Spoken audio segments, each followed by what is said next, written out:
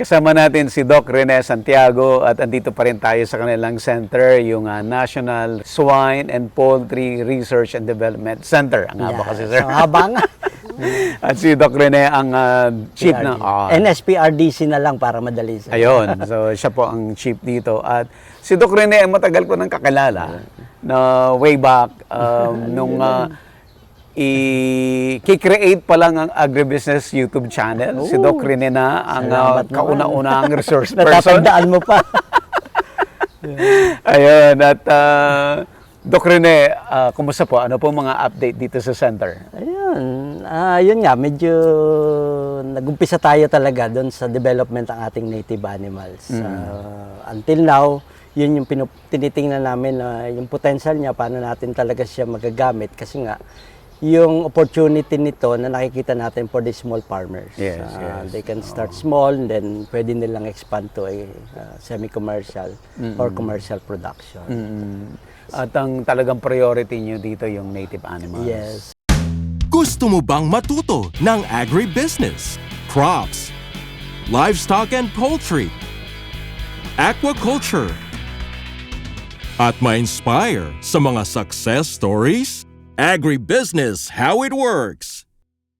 As a YouTube channel, Agribusiness features entrepreneurs, farmers, organizations, OFWs, investors. However, beyond our usual content and official endorsements, Agribusiness does not engage in other business dealings with them. While our viewers and featured individuals and entities may choose to pursue business deals with each other on their own, we encourage them to be cautious in doing so. Yun nga, swine and poultry ito. So yung native pigs, nakadevelop kami, yung Quezon Black, we call it a Q-Block. Q-Block. Ayun, so na-improve na natin yung growth rate niya, tapos yung mga litter size, napadagdag na rin natin. But still, we maintain yung qualities niya na masarap nga for the product nga, yung lechon, at saka yung mga local dishes natin na pwedeng nagagamit or prepared yung native pigs.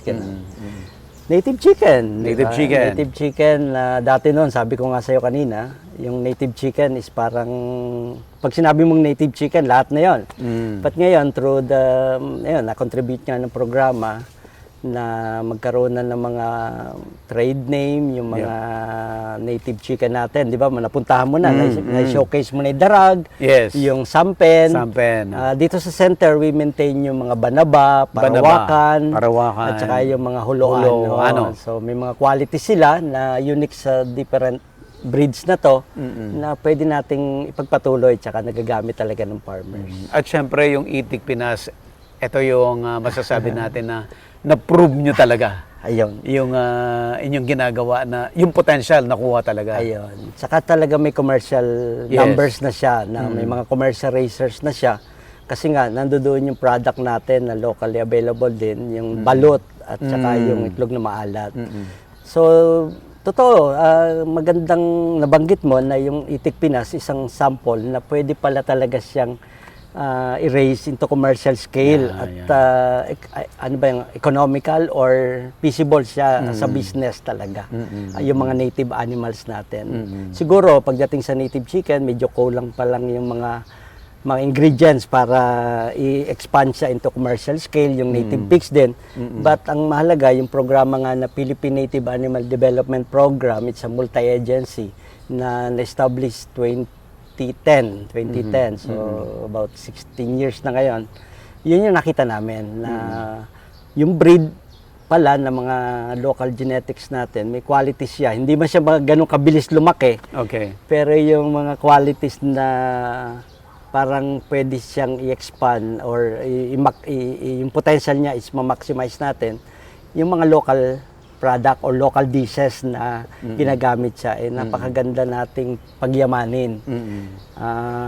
Meron na tayong mga malaking tulong din ng DOST dyan. Yes, Malaki DOST Picard. Yan, sila kasi yung mga sa funding agency, ang Bureau of Agricultural Research, malaki rin yun, sa DA naman yun, sa Department of Agriculture. Tsaka yung mga universities natin na continuously na tinutuloy nila yung mga studies and mga researches with regard sa improvement development ng ating mga native animals. Yan. Katulong natin sila doon. Ayan. Doc, yung ilang years na? 10, 15 years? So, 15 years. Okay, gaano na kalaki yung development doon sa years na yon? Okay, siguro sabihin natin unahin natin yung Itik Pinas Okay. kasi medyo 40 natin. Ah. Ayun, nakita natin na may mga farmers ngayon na kaya na palang mag-alaga talaga ng maayos na lahi na kumikita sila. Okay. No, yun naman yung yung kung paano mo mapapakita. Hindi lang yung mga imported breeds na dinala natin dito at yun ang ating nire-raise commercially. Okay. May potential din pala to. So sa itik natin, may nag-aalaga nga tayo. Ang baka average sa Pampanga, ayaw na nila maglaga pag 2,000 eh. Gusto nila 5,000. Meron tayong mga farmers dito lang sa Candelaria. Malaki rin siya, mga 80 to 100,000. Wow. Yung alaga niyang itik, na Itik Pinas yung ginagamit niya. Meron na rin tayo sa Mindanao, meron na rin tayo dito sa parting norte, Sa Bella, may recent kami, may 4,000 na siya ngayon na Itik Pinas na nakapag-supply siya ng quality breeders coming doon sa dinevelop natin na Itik Pinas. So, maganda doon, may standard na. Pag itong inalagaan mo, ganito siya karaming mangitlog, ganito siya mag-start mangitlog. Pag pinakain mo siya ng ganito, ito yung kikitain mo. Meron tayong ganon, which is napakaganda na. Kaysa dati, wala. Parang hula-hula tayo. Kaya naman siguro tinanggap yung mga imported because may standard na sila. May standard. Standard on the product, on the management, pati na rin yung requirements nila for kumita. Bakit nga ba, Doc, nung araw ay laging ang tingin ng Pilipino ay ang mahusay ay yung imported na lahi?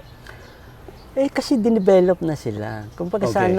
kung ako man magbibigay sa iyo ng isang kotse siguro, at maganda yung pagkaka-design, maganda yung pagkakaano na madali para sa akin, tatanggapin ko yun. Kahit mahal siya, kahit ano siya. Pero yun nga, yun yung naging basihan na may standard eh. Even sa mga, pag maglo-loan ka at walang ganong standard yung production, hindi ka makakuha ng investor eh.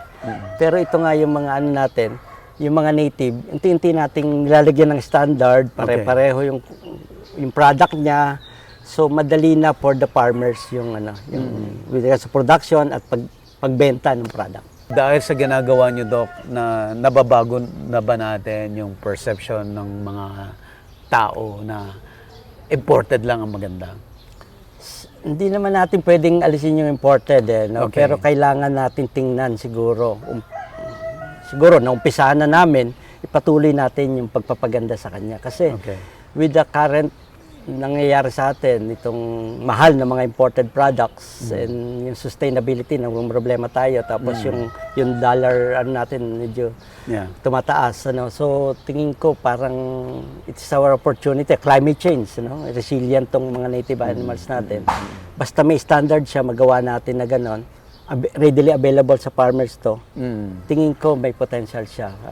Sa nakikita namin na maalagaan ng mga farmers natin with minimal inputs. Anytime pwede siya magparami. Available yung genetics na yon. Tingin namin may nakikita kaming magandang potential nito at ipagpatuloy. Local, tapos maganda yung medyo nami-minimize may input and yung dependent natin sa importation. Yun nga, sabi nyo nga, yung native hindi pa nga ginagamitan ng research, Wala pang science. walang science, Nabuhay. nabubuhay. Hanggang ngayon. Ito pa kaya na gagamitan mo ng science? And tingin ko ganun din naman ginawa ng Western. Ng ibang country, how they develop. Sinasabi ko nga sa iyo, the Wagyu is coming from native lang din. And then, yung ibang product na mas mahal tinatanggap ngayon. And I think, kung titingnan mo yung na bakit sila nakasurvive, because sila na yung survival of the fittest eh. Kung wala kang ganong inputs masyado, sino yung matitira dyan? Siya yung matibay. Ang nangyari lang, parang pinababayaan natin. Parang sinabi natin, native pig ka, lit mo. Hindi mo naman siya in-improve para lumaki. Parang parang hindi parang kawawa naman for them. siguro yung science ngayon, yun siguro yung makakontribute niya. Paano natin siya mapapaganda? Maybe not on, kaya pa natin palitan yung 30 days ng broiler, Okay. but kaya na nila yun eh. Maybe we could go to the quality of the native chicken na gusto naman talaga ng Pilipino. No? Okay, yung ginagamit natin yung commercial for tinola, pero sabi nga, parang kulang. So, pero if we can use the native chicken, talagang best yung tinola for Yung, okay, yung white chicken, mas masarap yung native chicken. Yung, di ba may mga brown chicken na imported compared to chicken natin na native natin, anong mas masarap, Doc? Kung tinola pa rin, talaga yung sa atin. Sa atin pa rin? Oo, kasi ito naman, yung preference sa kulay is, may preference yung mga countries like yung sa egg na lang. Oh. Di ba parang ang western gusto nila white yata or brown, parang gano'n eh. Pero ang Asian gusto nila parang white or tinted lang, gano'n. So, may mga preference na gano'n. Ang Europe parang yung brown egg sila, di ba? So, gano'n din tayo. Ang Japan yata, tinted eggs din yung kulay ng shell. Tayo parang white, pero gusto natin din yung mga native chicken natin, nahanap natin. Gano'n talaga yung gusto natin for certain products or dishes na local sa atin. Doc, sino yung mga Filipino na bagay mag-adapt dito sa bagong technology? No, itong mga native animals natin na na-purify na natin. Yun, katulong po natin ang DOST doon, Picard, na maghanap ng mga breeder farms. Okay. Sa amin, tinatawag namin sa DA yun na multiplier farm. Because we developed itong mga breeds na to na humanap tayo sa mga probinsya na may kaunting kakayanan to sustain, to maintain, and to multiply yung mga breeds na dinevelop natin. Kasi totoo naman, aminin natin, ang government di ganun kalaki yung Budget. malaki, pero hindi lang natin yung hindi natin magamit masyado kasi limited lang yung area and siguro yung pero ang private sector talaga yung tingin ko na makapag-provide sa atin ng sustainability nito to make it commercially viable siguro sila. Pag government medyo tali, hindi makakilos na mabilis. Bibidding pa namin yung feed, sir. Di tulad ng private, they can decide on mabilis. their own. And kung titingnan natin, those mga imported breeds na, private talaga. Kaya Private kung talaga. titingnan mo yung swine, it's privately, privately run industry, including the broilers and the layers. And yun din ang tinitingnan namin. Dapat makaabot yung native animals natin to that level. I think nandoon na, sir. Sabi ko nga yung sa ducks natin, nandoon na commercial na. We adopt pa rin sa itik natin and even siguro sa native yung pyramid of breeding distribution. Nandun yung mga nucleus farm. Okay. Pwede mo nandun mag-maintain sa government. Nucleus Yes. If some private sector, malalaking company, want to keep yung mga pure lines na yan, we are open. Ang government naman, provide natin yan. Ito na yung mga, ang tawag nyo doon kanina? Yung mga multiplier. Yung kasunod sana nun. Yung kasunod. Kasunod sa multiplier. Yung itaas, yung pa rin yung mga nucleus na talaga mga siguro malaking investment talaga for the private. Bihira pa yung nagano dyan. Pero meron tayong mga multiplier farm. Yun yung mga napuntahan mo na rin, i-showcase mo na nagbe-maintain sila ng mga certain pure lines. And then, hindi lang sila nagbebenta ng product, but breeder animals na rin. Ayan, para makarating doon sa pinakaibaba na small farmers natin or small production unit, yung mga quality talaga. Kasi, totoo naman, kung hindi standard yung product nung nasa small farmers, kahit anong pakain mo o kaya hindi talaga sila magiging feasible.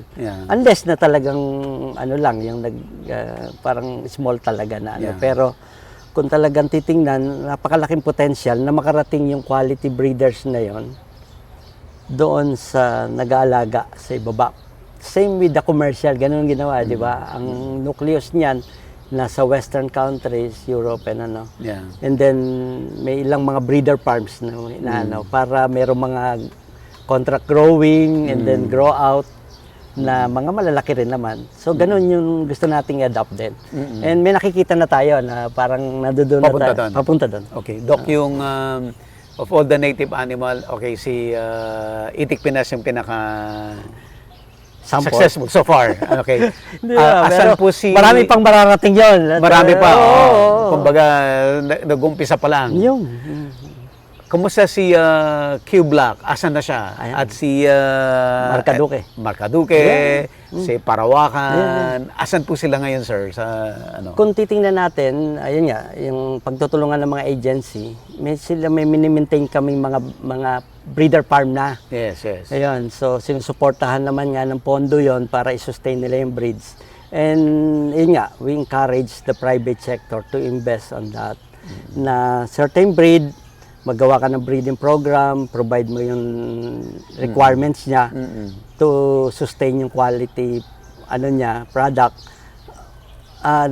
Yun ang pupuntahan natin. Sa native pigs, may mga nakikita na tayo. Sometimes may mga grupo na dito may mga grupo na rin tayo. Sa Quezon, meron na rin tayong, anong tawag nila? Quezon Black Pig. Tapos may native pig network.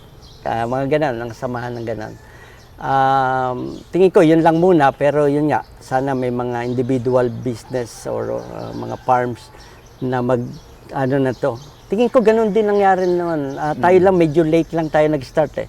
It's 2010, hindi pa yan matagal.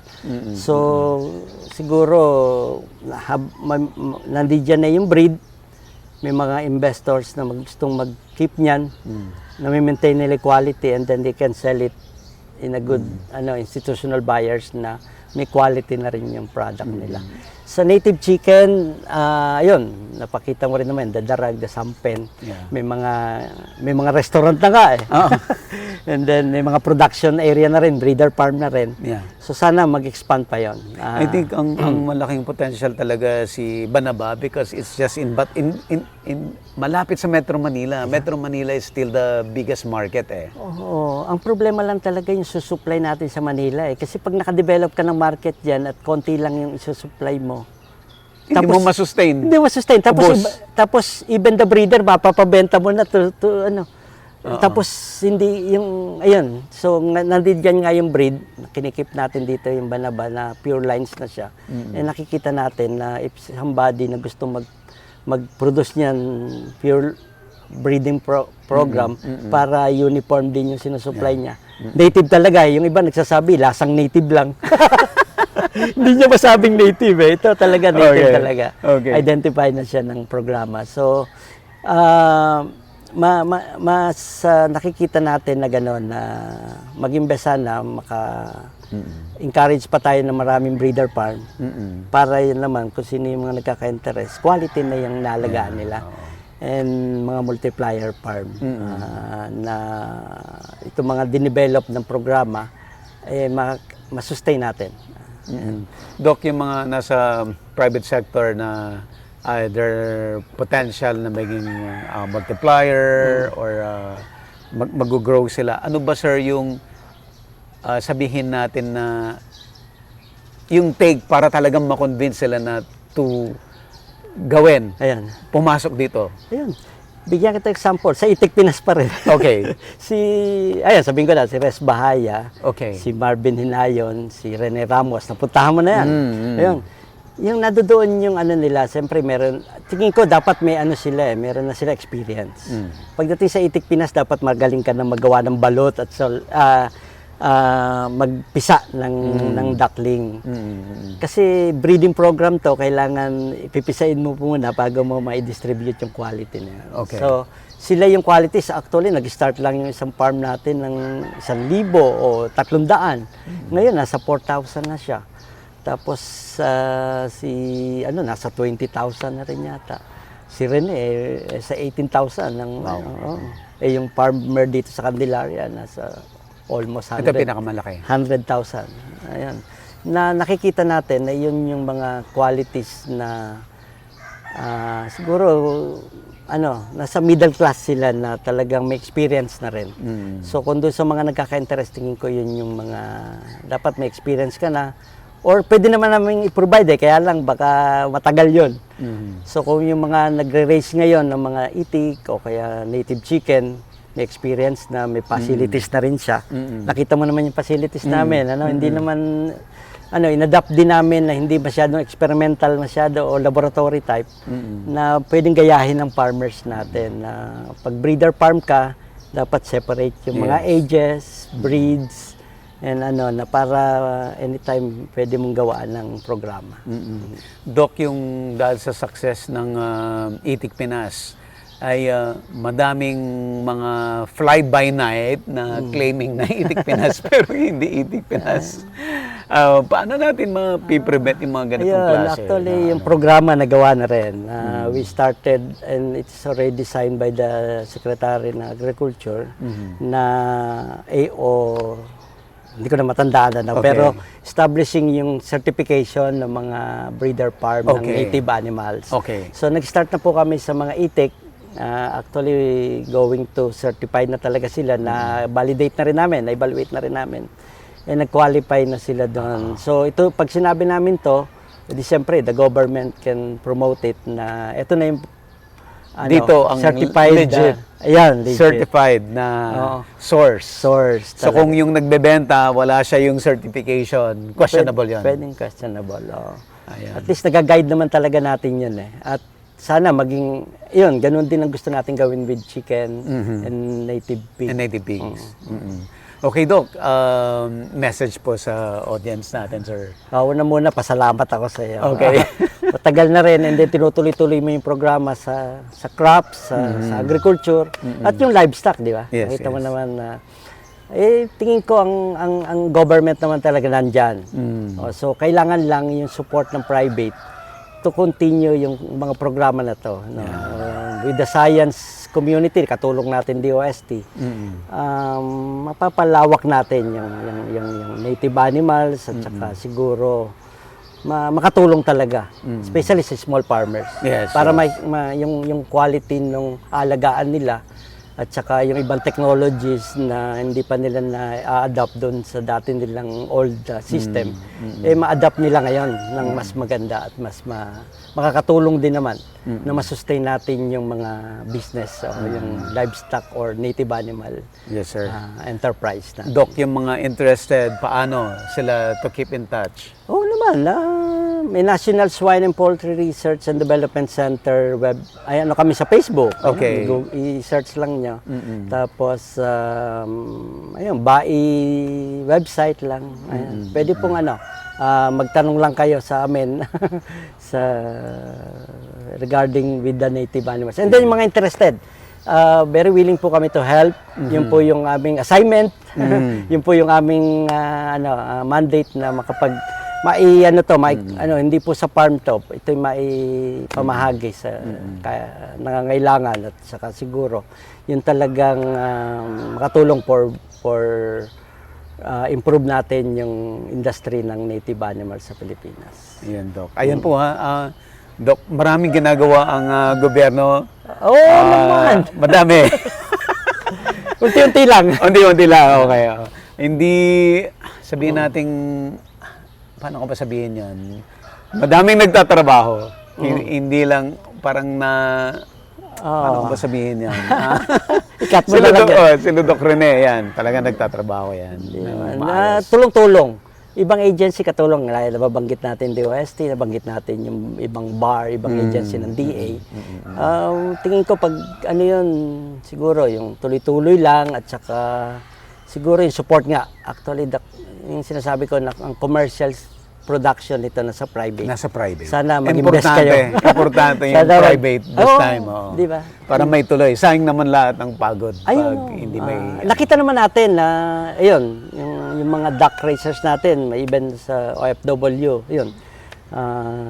nag-invest sila rito, pero may nakikita tayong successful from that. Ngayon. Doc Rene, thank you so much po. For the ilang beses na. Marami na. Sana wag ka magsawa. Thank you sir. rin. Alam naman namin na and may pamahagi. Tinutulungan mo ang government to promote yung technologies na Yan, sir. Thank you. All right. Agribusiness, how it works. Instruct, Inspire, succeed.